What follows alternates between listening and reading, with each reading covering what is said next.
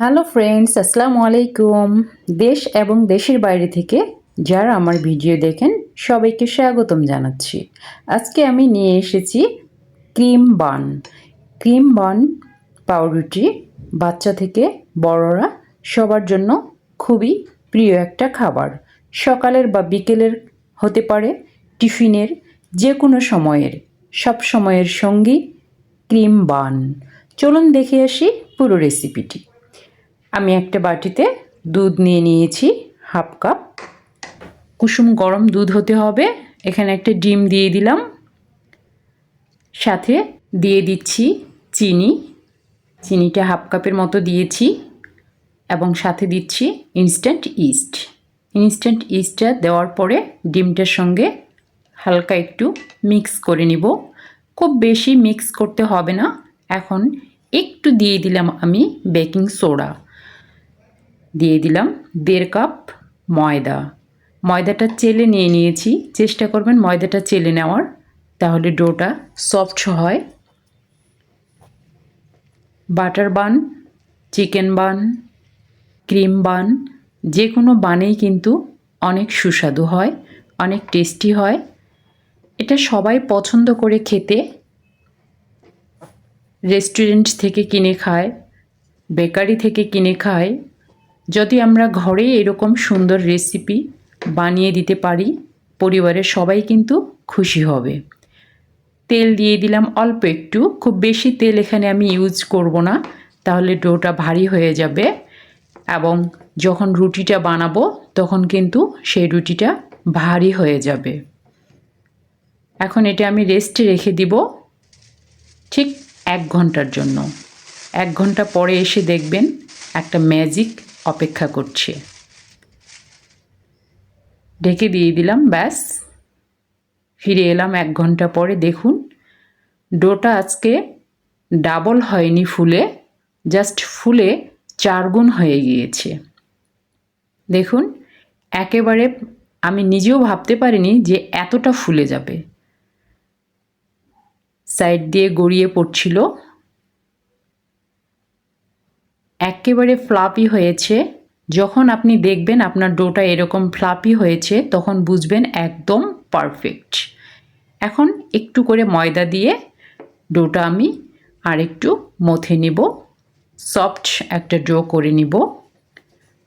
ঘরের যে কোনো খাবারই কিন্তু স্বাস্থ্যকর।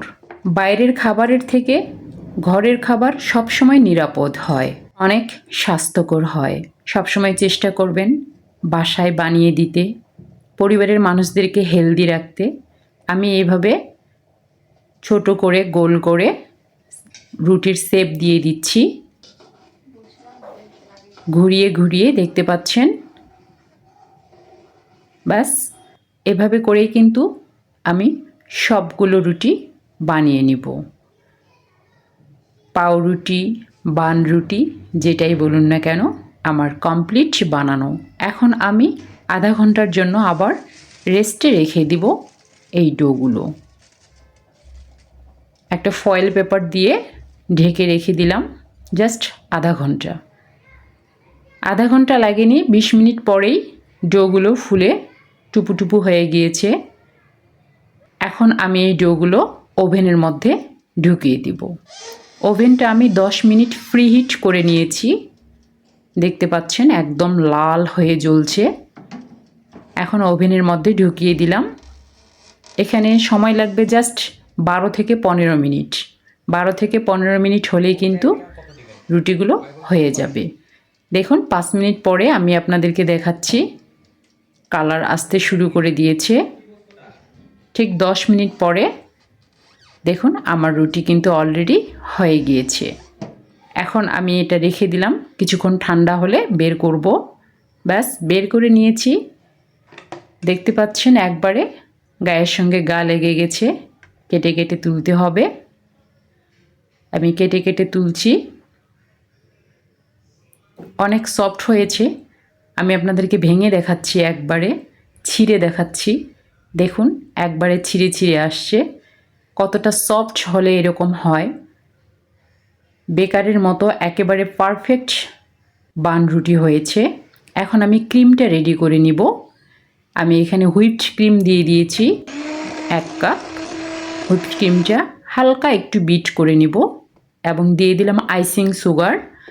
এখানে গোটা চিনিটা ব্যবহার করবেন না, গোটা চিনিটা দানা দানা থেকে যাবে, তখন খেতে ভালো লাগবে না, দাঁতের মধ্যে বেজে যাবে। তাই সুগারটাকে আমি ব্লেন্ড করে নিয়েছি।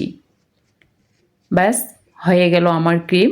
এটাকে ফ্রিজে রেখে দিলে একদম জমে যাবে, নর্মালে যদি রেখে দেন জমে যাবে। তো আমি টাটকাই আপনাদেরকে পরিবেশন করে দেখাচ্ছি। দেখুন, এভাবে করেই কিন্তু খেতে খুবই ভালো লাগবে, খুবই টেস্টি লাগবে। থ্যাংক ইউ বন্ধুরা।